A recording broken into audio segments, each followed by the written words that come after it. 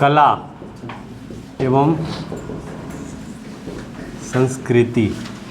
ठीक है, कला एवं क्या बताएं, संस्कृति, है ना। सुनिएगा ठीक से, समझिएगा। तो कला संस्कृति जो है, कहाँ की कला संस्कृति? झारखंड की कला संस्कृति।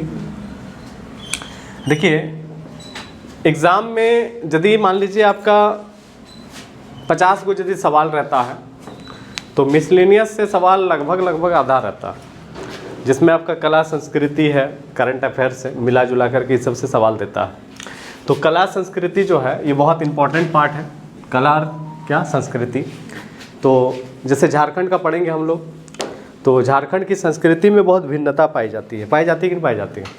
इतना सारा जनजाति है, तो अलग अलग जनजाति में अलग अलग टाइप की संस्कृति है, कल्चर सबका अलग अलग है ना।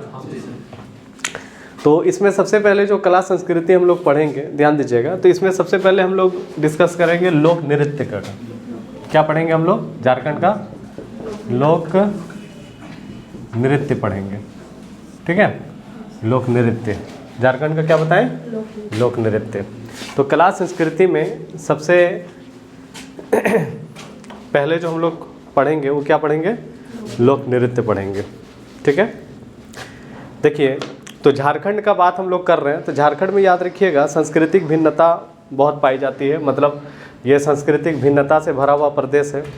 ठीक है, और संगीत और बोल सकते हैं कि नृत्य के क्षेत्र में झारखंड काफ़ी संपन्न है। यहाँ पे एक कहावत चलता है झारखंड में कि चलना ही नृत्य है और बोलना ही संगीत है। ठीक है, तो ये अलग अलग भाषा में अलग अलग होगा, है ना। ठीक है, तो याद रखिएगा चलना ही नृत्य है और बोलना ही संगीत है, ये कहावत है झारखंड का। ठीक है, तो नृत्य का हम लोग बातचीत करेंगे। तो नृत्य के साथ साथ हम लोग, जैसे मान लीजिए हम लोग नृत्य पढ़ रहे हैं, अभी लोक नृत्य पढ़ रहे हैं, तो नृत्य के बारे में तो आपको सवाल पूछता ही है, लेकिन आपको ज़्यादातर सवाल क्या मिलेगा, गौर करना, कि इससे संबंधित कौन है या किसको कौन पुरस्कार मिला, ये हम लोगों को सवाल ज़्यादा पूछा जाता है। कि कोई भी नृत्य हम लोग पढ़ेंगे ना, कि उससे संबंधित कौन है, कोई है जो कौन से नृत्य से रिलेटेड है। दूसरा चीज़ क्या पूछा जाता है कि यदि है तो वो उसको कोई पुरस्कार यदि मिला है, तो ये हम लोगों को सवाल में पूछा जाता है ना। तो सबसे पहले हम लोग छऊ नृत्य का बातचीत करेंगे। कौन सा नृत्य? छऊ नृत्य। ठीक है, छऊ नृत्य सबसे पहले। देखिए छऊ जो नृत्य आपको बता रहे हैं ये बहुत फेमस है, और याद रखिएगा ये इसका प्रदर्शन विदेश में भी हुआ है ना।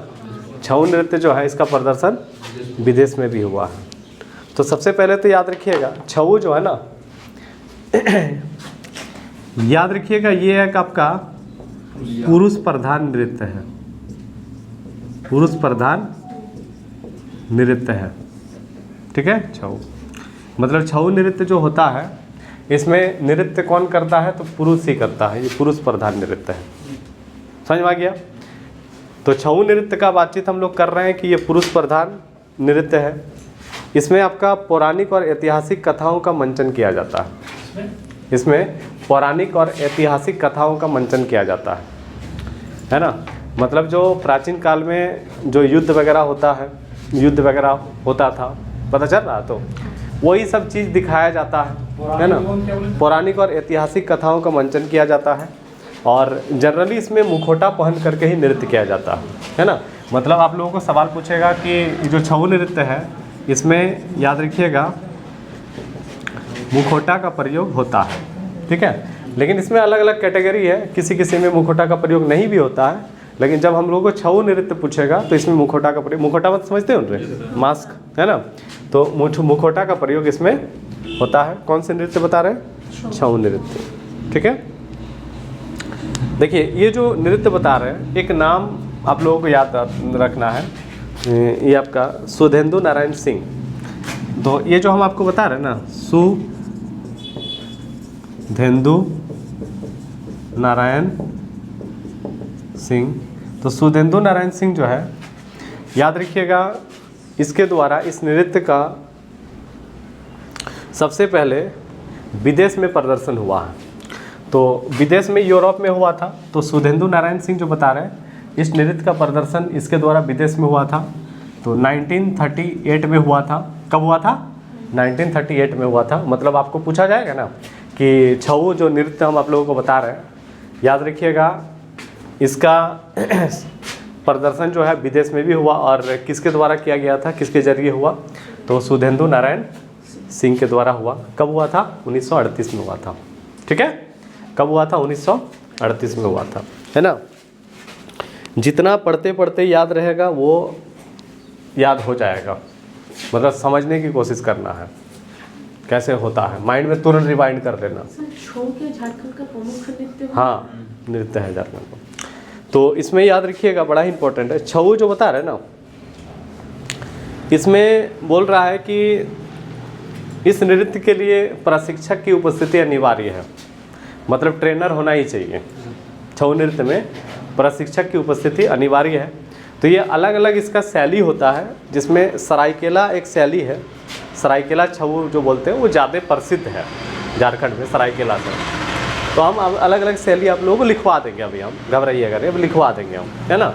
जैसे मान लीजिए आपको छऊ नृत्य पूछेगा तो कौन सी शैली सबसे ज़्यादा प्रसिद्ध है, तो सरायकेला शैली सबसे ज़्यादा प्रसिद्ध, ये आप लोगों को याद रह जाएगा। बाकी अभी हम शैली जो है वो आप लोगों को बता देंगे। ठीक है, आप देखो ध्यान देना है क्या बोल रहे हैं, कौन सा नृत्य बता रहे हैं? छऊ नृत्य, है ना। तो ये जो नृत्य बता रहे हैं ना, इस नृत्य की ध्यान दीजिएगा, इसमें वीर रस वो लिखा देंगे हम सरायकेला वाला। इसमें वीर रस और श्रृंगार रस ये दोनों चीज़ मिलता है। जैसे वीर रस मतलब एक होता नहीं कि जैसे युद्ध में एक लोगों को हाँ मोटिवेट किया जाता है ना, कि हम आपको इस तरह से मोटिवेट कर देंगे कि आप लड़ाई लड़ने के लिए तैयार रहोगे, पता चल रहा। तो वही वीर रस हो गया। उसके अलावा याद रखिएगा ये जो नृत्य होता है इसमें एक पहनावा भी अलग अलग टाइप का होता है, मुखौटा भी होता है ना।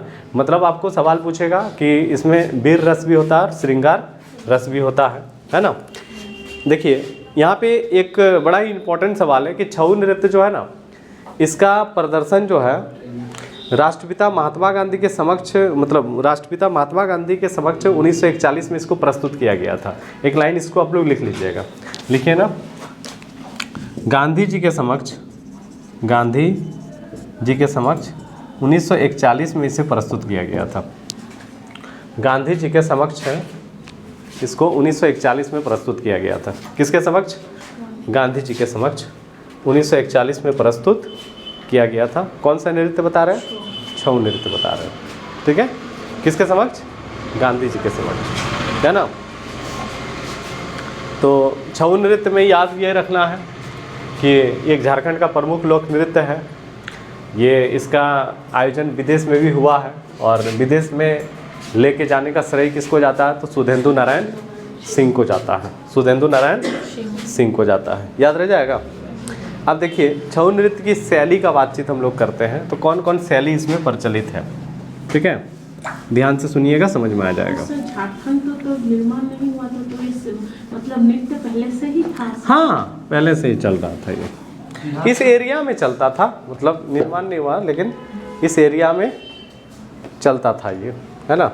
लिखिए तो हेडिंग में छऊ नृत्य की विभिन्न शैलियाँ। छऊ नृत्य की विभिन्न शैलियाँ। कौन से नृत्य की? छऊ नृत्य की। ठीक है,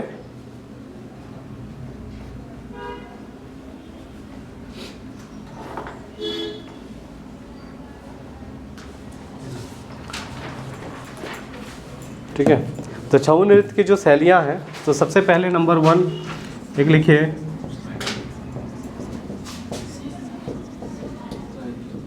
सरायकेला शैली। ठीक है, देखो सरायकेला जो शैली हम आपको बता रहे हैं ये सबसे प्रसिद्ध है। 4-5 को आएगा शैली।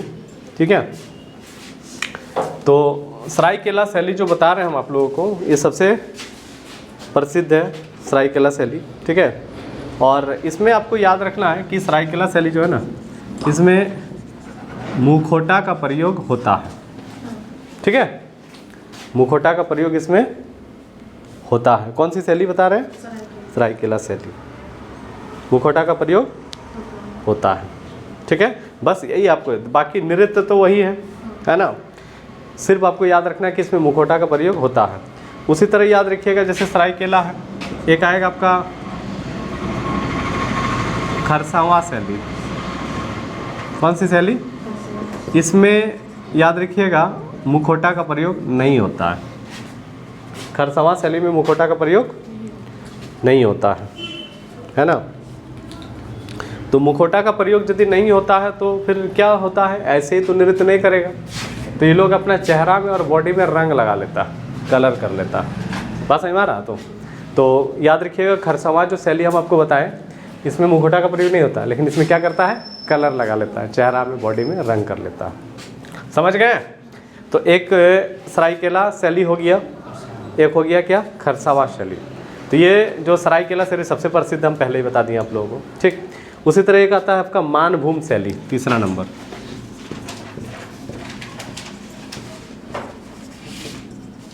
मानभूम शैली, मानभूम शैली को ना पुरुलिया शैली भी कहा जाता है। क्या कहा जाता है? पुरुलिया शैली।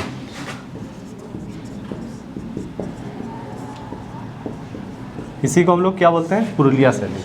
मानभूम शैली को जो है पुरुलिया शैली भी कहा जाता है। देखिए ये जो मानभूम शैली हम आपको बता रहे हैं, ध्यान दीजिएगा, ठीक है। इसमें भी लिखिए मुखौटा का प्रयोग होता है, मुखौटा का प्रयोग होता है, ठीक है। इसमें भी मुखौटा का प्रयोग होता है ना। मुखौटा का प्रयोग इसमें भी होता है। तो ये आपका कौन सा नृत्य का शैली हम आपको बता रहे हैं? छऊ नृत्य का शैली, ठीक है। एक लीजिए मयूरभंज शैली, मयूरभंज उड़ीसा वाला, मयूरभंज शैली।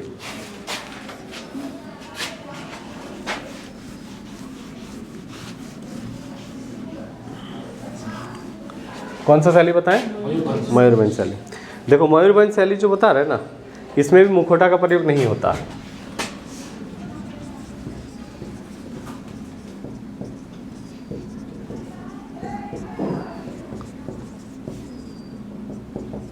मुखौटा का प्रयोग इसमें नहीं होता, ठीक है। और एक नया है जो हम लोग पहले नहीं पढ़ते थे, ठीक है, यहाँ तक हम लोग पढ़ते थे, एक नहीं पढ़ते। एक है आपका सिंगुआ शैली, सिंगुआ, सिंगुआ शैली, ठीक है। ये खूंटी के इलाके में होता है, खूंटी क्षेत्र में। ये कहाँ होता है?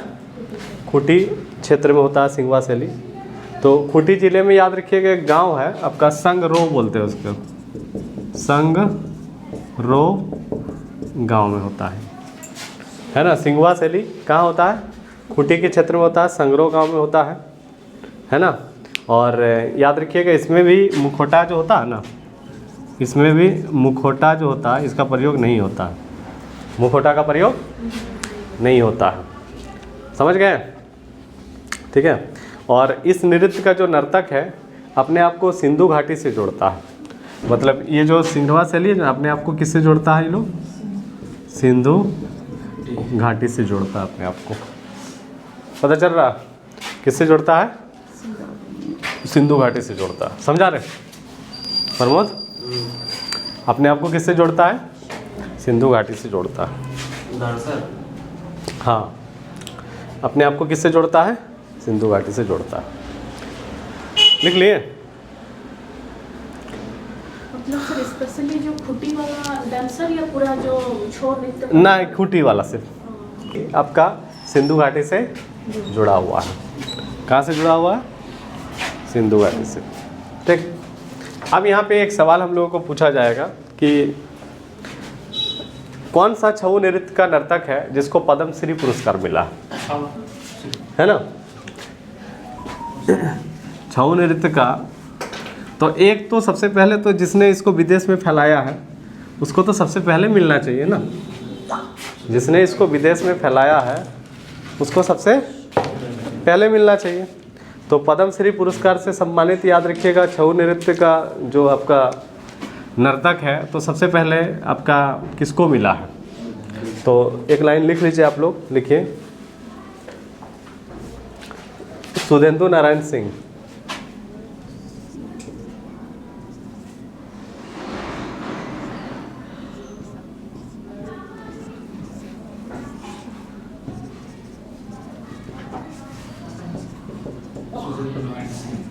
1991 में मिला था इसको पद्मश्री। हाँ पद्मश्री ना।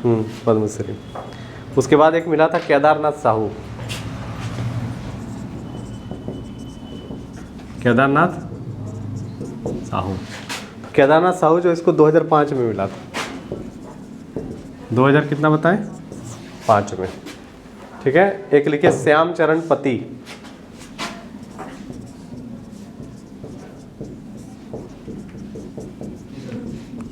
दो 2006 में मिला था इसको श्याम चरण पति।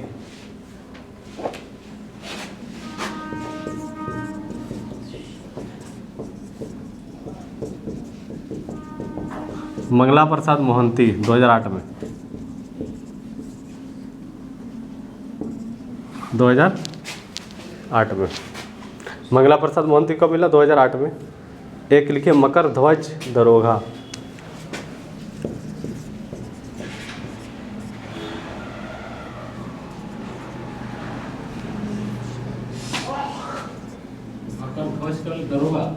दरोगा हो जाएगा, दरोगा।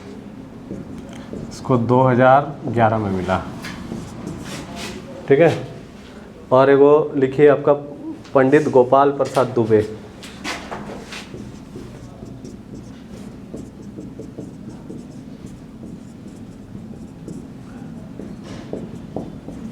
2012 में। ये इसको याद रखिएगा, पद्मश्री जो है ना, पंडित गोपाल प्रसाद दुबे, इतना याद रखिएगा कि इन लोगों को क्या मिला है? पद्मश्री। कौन से नृत्य के लिए? छऊ नृत्य के लिए। समझ गए? हो गया ये। कौन सा नृत्य? मतलब इतना आप लोगों को याद रखना पड़ेगा, छऊ नृत्य। ज्ञान को रखना है। और सुरेंद्र नारायण सिंह को हाँ 38 में विदेश में यूरोप में